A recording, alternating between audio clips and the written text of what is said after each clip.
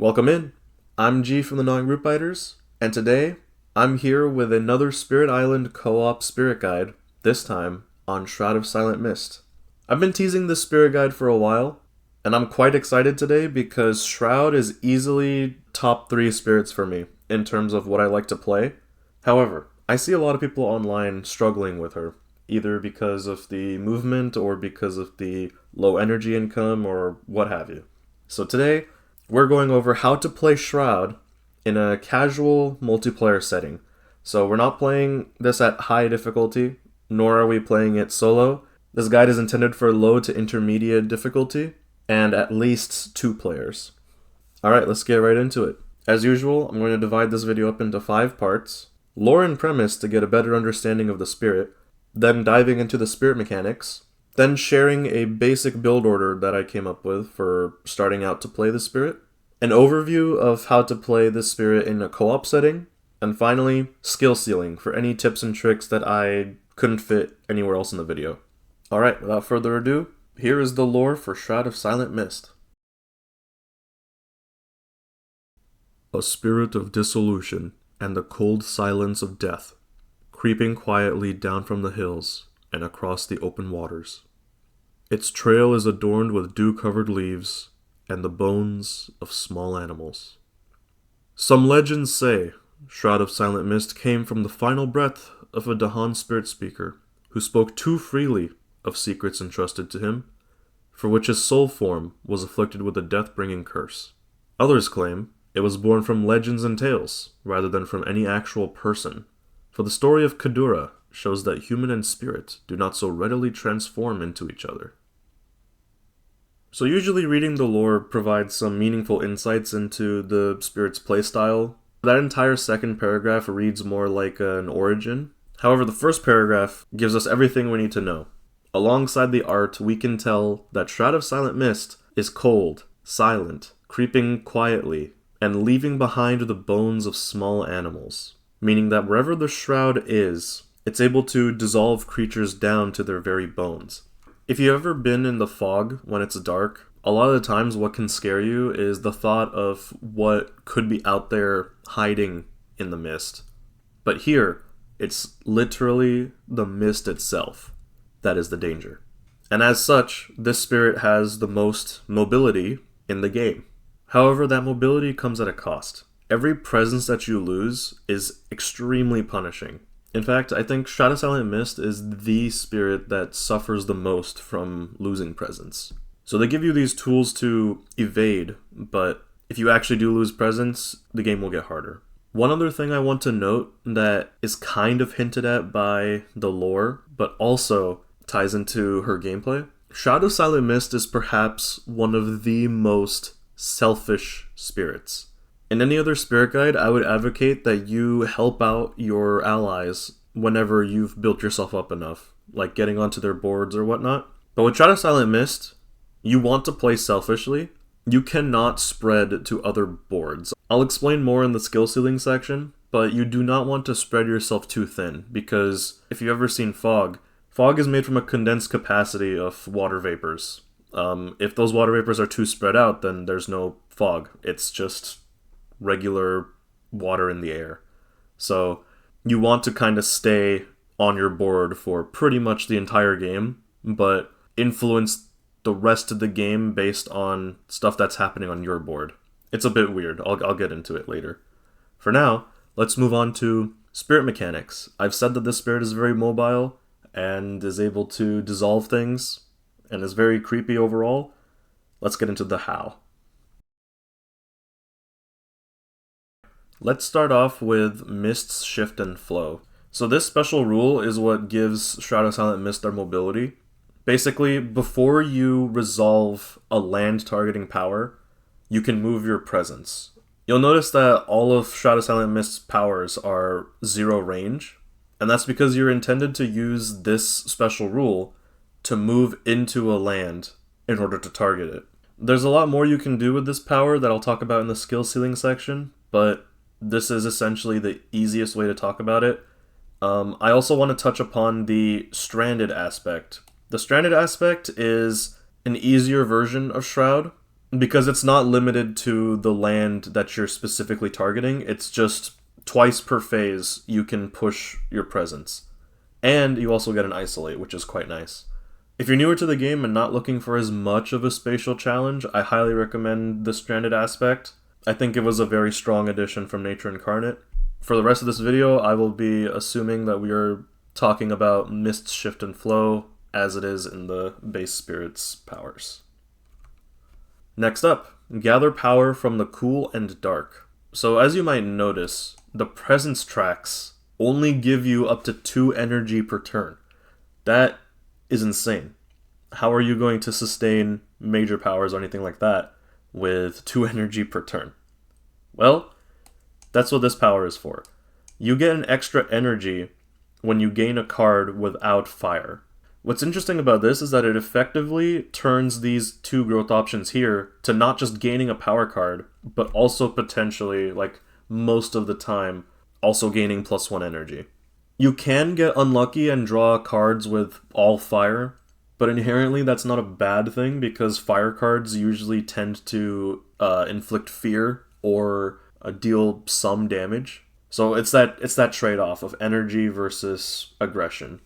There's another way to gain energy as the Spirit, and it is what I think is the coolest part of the Spirit, which is slow and silent death. Invaders and Dahan do not heal damage. They're basically frozen. You have to remember during time passes not to heal them up. And for each invader that you skip over in time passes, you generate fear. And for every 3, you gain 1 energy. The fear is capped at 5, but the energy has no cap. So it's possible to get to 6 lands with damaged invaders.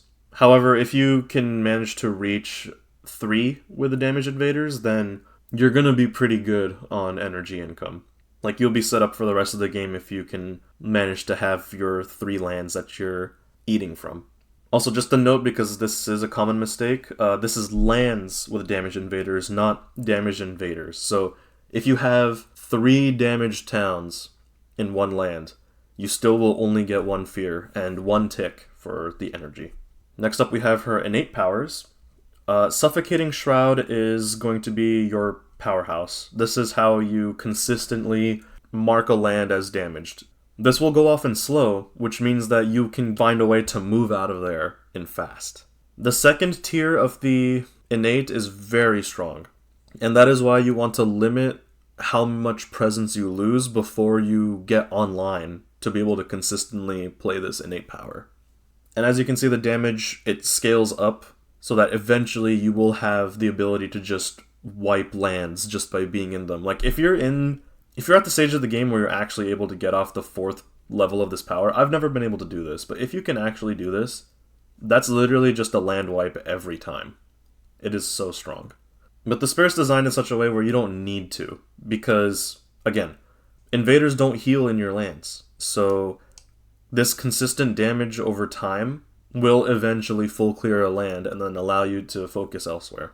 Then we have Lost in the Swirling Haze, which is basically how Shroud deals with explorers and gives them a little bit of Dahan mobility. I'll talk about that later in the skill ceiling section. But Dahan movement is actually important to this Spirit, surprisingly. Alright, now let's look at her power cards. You'll notice that all of them focus around moon, air, and water, just like her innate powers. So holding onto these cards for elements is a very good idea. Unnerving Paul does give an animal for some reason. I won't question it, that's nice, I guess. The Fog closes in. So this is the card that basically allows you to do this second tier of the innate power as a card. You get to do damage to a different invader for each adjacent land with your presence. And triggering this and this side by side is nice, but for the most part in the early game, you're going to be doing this to control lands. Do keep in mind, though, that this does push 2 Dahan, and that push is mandatory. It does not say push up to 2 Dahan, it says push 2 Dahan. So just keep in mind, if there's a land that's about to ravage that has Dahan ready to counterattack, and you use this power in that land, those Dahan can no longer counter. So I would say this power is great in lands that were just explored into. or a land with a lot of stuff in it that could be marked down to proc your slow and silent death. There is a world where you use this power simply to push the Dahan, but it's unlikely. Next up is Dissolving Vapors. Again, another very powerful card. This one does not require any adjacencies, it's just straight up 1 damage to each invader, 1 damage to each Dahan. So as you can tell, yeah, this spirit is great at dealing with single lands and just building up to that wipe. Just slowly dissolving it and leaving behind nothing but bones. One thing to note though, Dissolving Vapors is expensive. Remember, you can only gain 2 energy per turn without any of her special rules. So this card costing 2 means it's going to be expensive when you play it. I've heard some folks will actually forget this card for a major power. Right away, the first major power that comes to my mind that would be the best replacement for this is Mists of Oblivion. Maybe also Terrifying Nightmares. Just any card that can also provide air or water or moon and deal damage or generate fear. Me personally, I like to hold on to this card even if I end up never playing it, just because it is still a great option for a land wipe if it comes down to it. Unnerving Paul. This card is so good. I wish I could play this card every turn as the spirit. Whichever option you take, you will be generating 1 fear, and it's essentially just a defense for a Ravage, but in 2 different ways that I think are pretty unique. You could go with your typical defend at the bottom, where you just stack presence on a land to defend those early Ravages, and then allow Dahan to counterattack and take out a land entirely. Or you could have a land basically under your control. You could have a land with 2 towns and a city, all of which are damaged. You can make them all not Ravage, and just prevent 7 damage right then and there. It'll depend on the situation, but for the most part, I see myself mostly going top, only bottom if I want Dahan to kill a town. If I know that I'm against an adversary where I need to pick up the pace and I can't afford to eat as much. I'm calling slow and silent death eating for the rest of this video. It makes sense to me. That's how I like to think of it. It's like you're feeding off of the invader's fear. But yeah, Unnerving Paul, no matter what, do not forget this card. This is very important to your character's survivability. Finally, we have Flowing and Silent Forms Dart By. I used to hate this card. I used to forget this card for major powers instead of Dissolving Vapors. And it's because I, at first, just saw this card as a 0 energy, 2 fear. The other effects are nice. The fact that you can save presence and move presence of another spirit. I didn't think too highly of that, because in my mind it was like, oh, I can just position better. You know? I don't need to worry about my presence getting destroyed if I just position better. And to some extent that is kind of true, but that's not what the purpose of this card is. The purpose of this card isn't to save your presence. The purpose of this card is to save an ally's presence. So in that way, Shadow Silent Mist is a selfish spirit, but they still have a cooperative element to them. Like, yeah, you're not really leaving your board, but any of your allies that come onto your board are also pretty safe because of this card. Also, it just gives you all the elements you need for 0 energy. It is perfect to play alongside your innate powers, which also lets you push Dahan, do damage, and ultimately get more of that slow and silent death. Alright, that was all of the individual mechanics for Shroud of Silent Mist. To summarize, Shroud has very good AoE. In the early game, you can use it to farm for your slow and silent death, and in the late game, you can use it to straight up clear lands that are problematic. You have some defense, but it is very limited, so use it sparingly. Most of the time, your objective is to get out of the way of the danger before it hits you. You only want to be in Ravaging Lands if you have either of these powers up. Alright, let's get into a build order. So this is the opener that I like to go with for Shroud of Silent Mist. I'm only going to do the first 5 turns or so, because after that I think you pretty much will get the idea of what to do next. In the past, I liked to rush top track just so I could get energy and elements. However, if you want to play more efficiently with your income, then you have to play around your special rules. Gather Power from Cool and Dark and Slow and Silent Death. I think this opener is a balance between energy and impact on the board. As Ethan would like to describe it, greeting and tempo. Okay, I've pulled up the side cam here so we can simulate a game as we go over this build order. For turn 1, I like to go with growth option number 2 and go top track.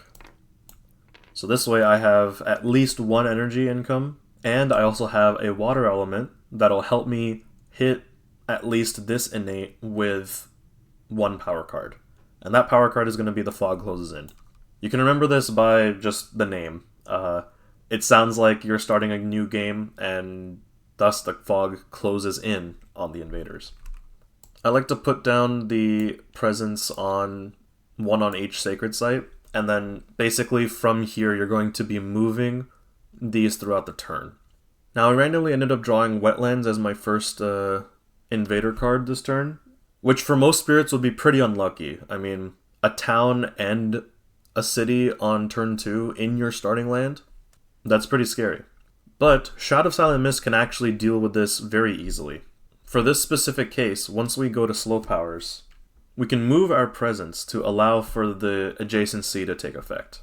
So for Lost in the Swirling Haze, I'm going to move this presence into here to push out this Dahan and save it from the Wetland Ravage that I'm not going to be able to take care of. And then with the Fog Closes In, there's a special thing I can do. So notice that with Mist's Shift and Flow, it says you can gather 1 of your presence into the target or an adjacent land. So I'm obviously going to use the Fog Closes In this wetland, but I can use Mist, Shift, and Flow to gather a presence into either this land or this land. I'm going to do it into this one from this stack over here. So gathering that presence, now we have our spread. We started with 2 sacred sites, we now have 4 regular lands with stuff. And the Fog Closes In does 1 damage for each adjacent presence. That kills an explorer, damages the city and the town. Now remember, invaders do not heal in lands with your presence. On Tabletop Simulator, I like to lock the towns or cities using the L key, and this makes it so that during time passes, they will not heal up. And then, once you guys TP, or time passes, remember to generate an extra fear. So this is what 1 land with damaged invaders looks like. Our goal is to consistently have 3 lands with damaged invaders. So you're kind of spreading out your damage across the board. You're not doing it all in 1 land, because you want to farm as efficiently as possible for slow and silent death. And it's really important that you do this on turn 1, because turn 2 is pretty much purely a defensive turn. Turn 2 was always a bit of a puzzle for me, because I liked to be able to play Dissolving Vapors, and to do that, I would need to go this option and gamble for a card without fire. However, I found a more consistent option that lets you be more effective as Shroud of Silent Mist. For turn 2, I like to do this growth option again, but this time, go bottom track. And for this, I'll put these just right here and here, which is close to the jungles that they just explored into.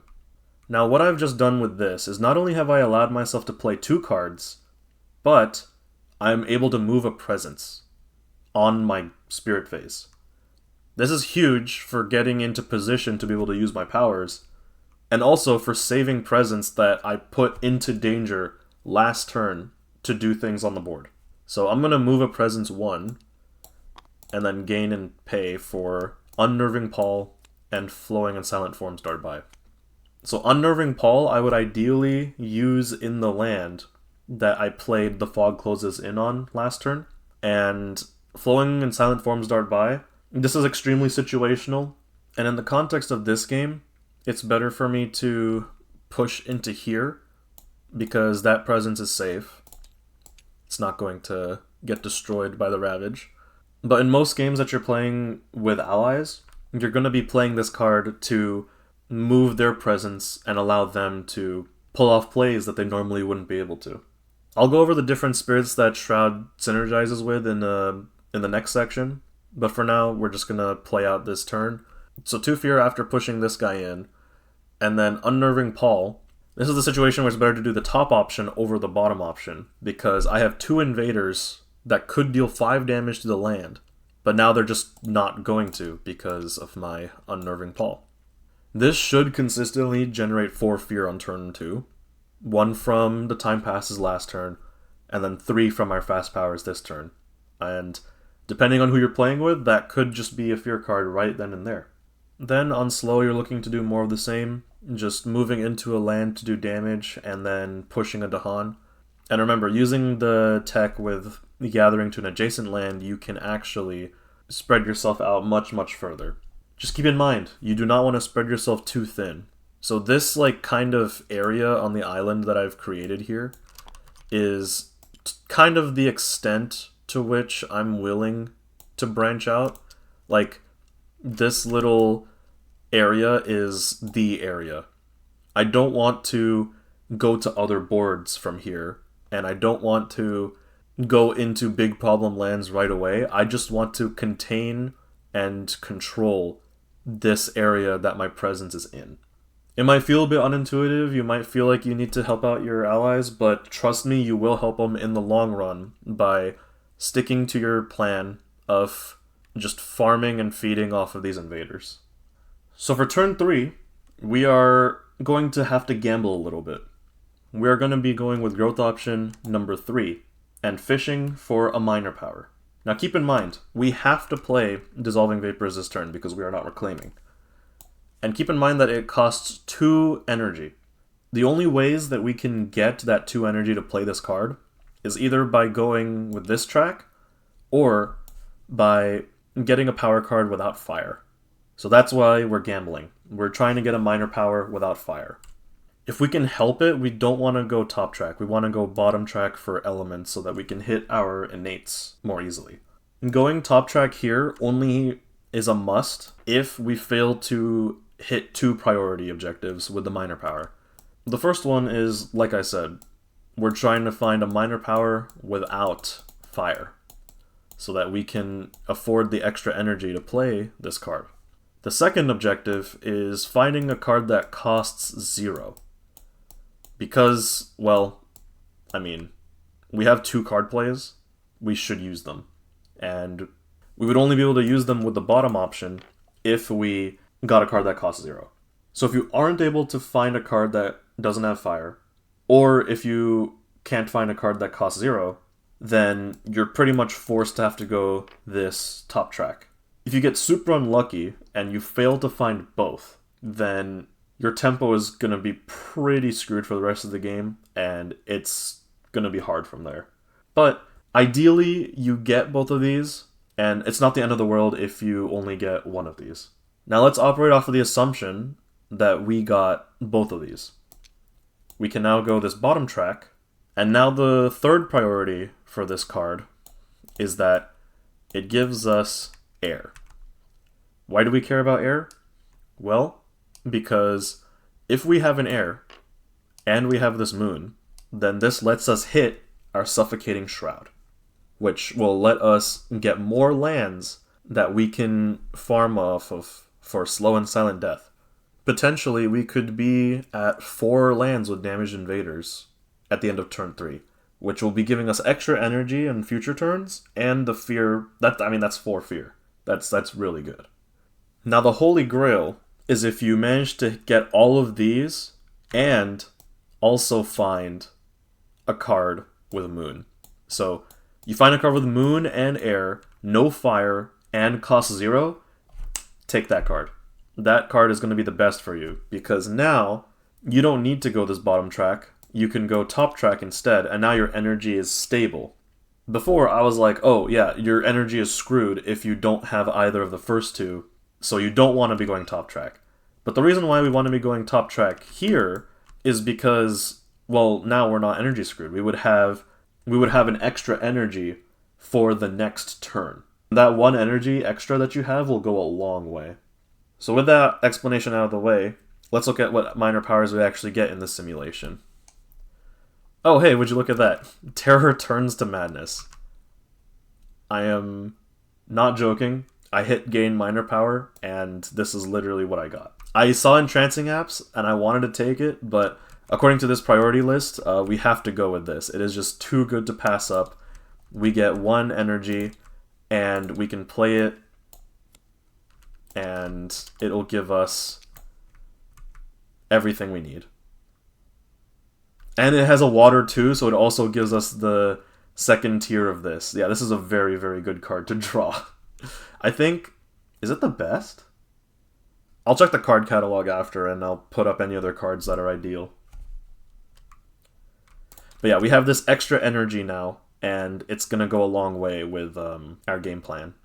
Now, ignore my positioning. After that invader phase, I lost my presence from the jungle ravage, but it's okay, because again, our slow power is going to be so strong that even though we lost this presence, which screws with our adjacency plans, we're going to have a ton of damage here. We're ultimately able to get all of these damaged lands. I'm just putting them in random spots at this point.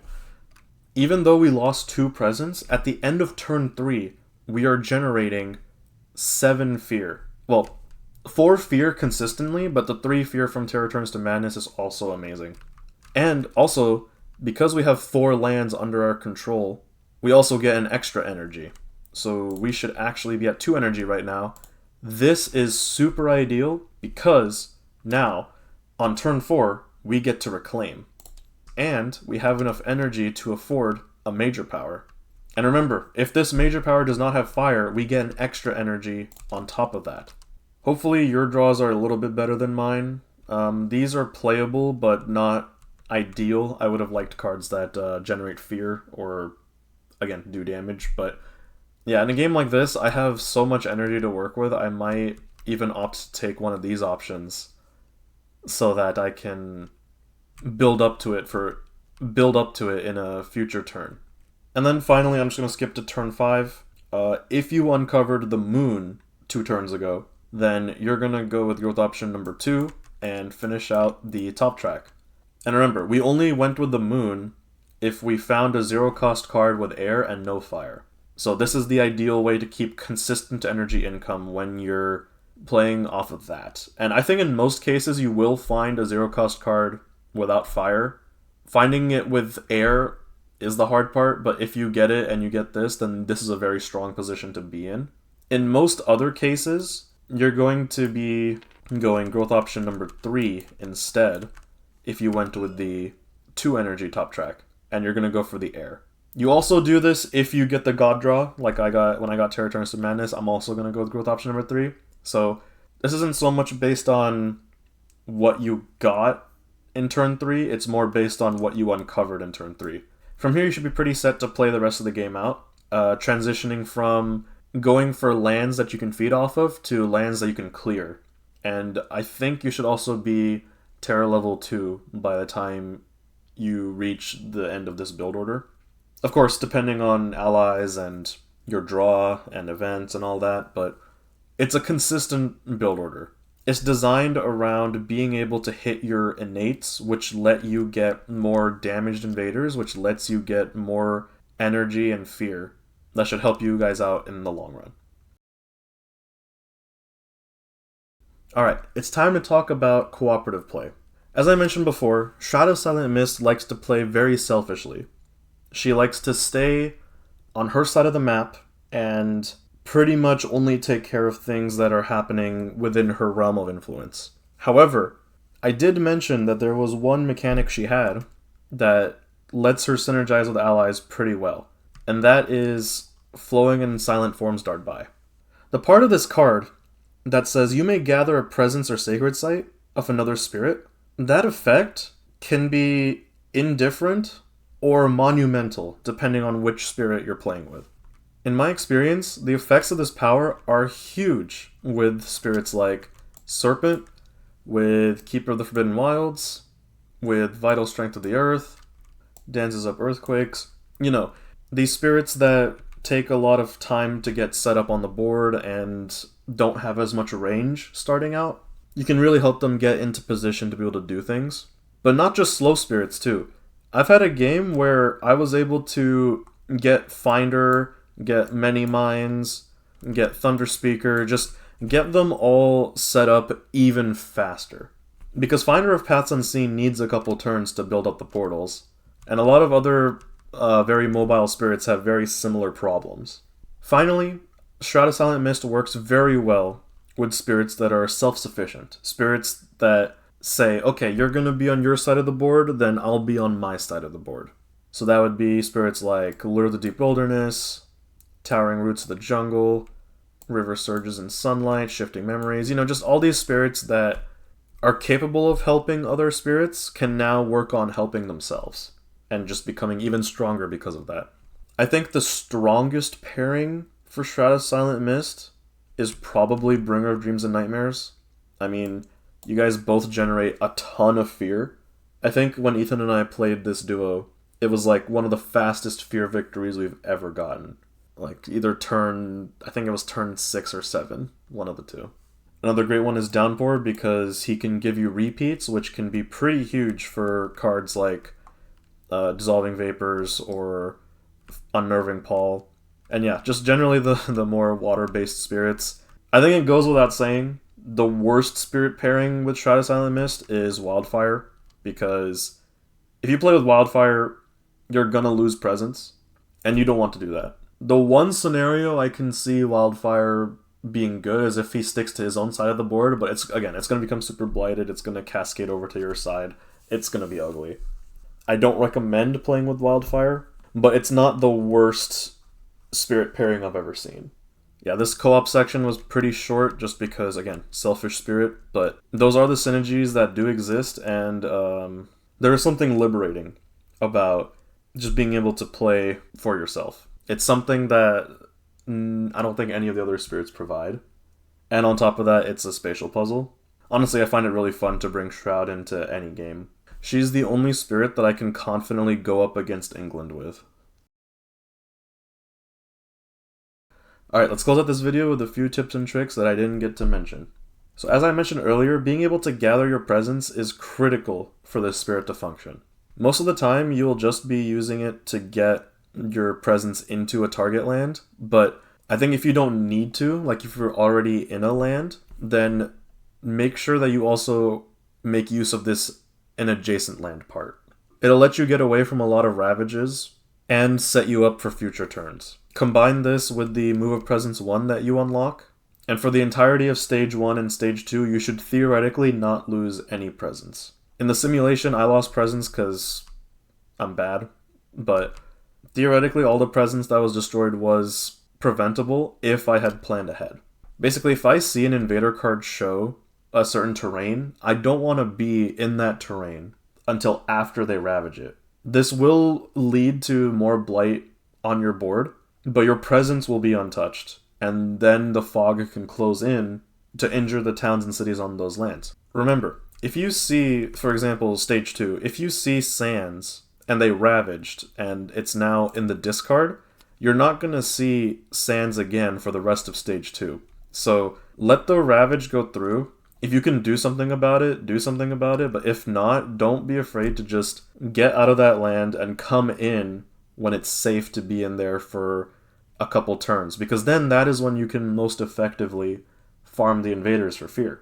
If you have a hard time planning out these movements ahead of time, then my recommendation, I remember earlier I was talking about this priority list with the power cards and what to look out for the most efficient energy income. But if you like to play a reactive playstyle, if you don't want to go majors, you want to play this game out only with minor powers, because, I mean, technically, these innate powers should give you all the damage you need for the entire game. You could go an entire game with Shadow Silent Mist never gaining a major, maybe one at the very end. I recommend picking up fast powers. With fast powers, you'll have a much easier time like getting your presence out and saving it, because they're always going to be ravaging in at least 2 lands per board. And sometimes you do have to defend. All defends are fast, after all. So if you want a more fast reactive playstyle, you absolutely can go for that. Just be aware of the energy income and the fact that you're probably not going to be able to afford a major power. But the trade-off is that your presence will remain safe into the late game. And if you have an ally that can scale up and then take care of their side of the board, come into yours and do damage for you to capture lands, then that would be huge. You don't have to be as strict about this as I am, but me personally, I like to have discipline with my zones that I make, I really do try not to spread myself too thin. If there's an opportunity to, let's say, I don't know, an event damages an invader that isn't going to be taken care of during slow powers, then I'll grab an opportunity here or there to move into that land so that it doesn't heal up, but not at the cost of compromising your zone. You have a lot of movement, but you'll get to a point where I don't know how to describe it, but you move so much that you run out of movement. Even though your spirit is insanely mobile, it's also kind of limited by like how many powers you have in play. So that is why that discipline is important. You don't want to spread yourself out too thin. Stay within your zone and trust your allies to take care of some lands. But of course, don't be stingy about it. Lastly, Lost in the Swirling Haze. One thing to keep track of is Dahan. Dahan also cannot heal in your lands. So I mentioned before going for defensive strategies like defending Dahan so that they can fight back and ravage. They can be great for netting you early fear and taking care of some problem lands, but make sure that the Dahan can actually heal after the fight is done. You don't need to have Dahan in your lands. In fact, you probably don't want Dahan in your lands for the most part because they are collateral. You never know. An event or a fear card could make it so that the Dahan is able to pick off a town that you've been feeding off of. Or in the case of that one event card, where they could potentially cause blight in your land, you don't want that. In fact, other allies can probably make use of the Dahan better than you can, so just slowly pushing them out to the other boards is beneficial. Just if you do that, be aware that there are also events that if you don't have enough Dahan, then you could get blighted in a land. But you can circumvent this easily by just making sure that there's one land on your board that you're not in, that you're okay with getting blighted. Last thing I wanted to talk about is card RNG. I just want to show you guys the odds for drawing a card without fire, the odds for drawing a card with 0 energy, and how knowing the odds can influence your gameplay.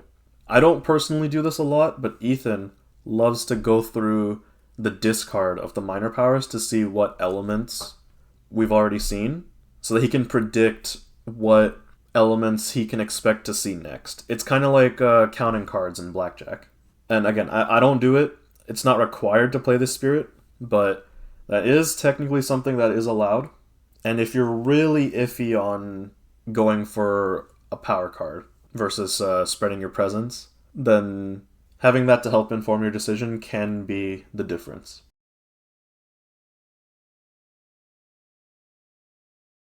Alright, that was the Gnawing Rootbiters co-op spirit guide to Shroud of Silent Mist. Thank you all so much for watching. If you made it this far, please let me know if there's anything I missed or anything you'd like to share about playing Shroud. And yeah, I will see you in the next one. Peace.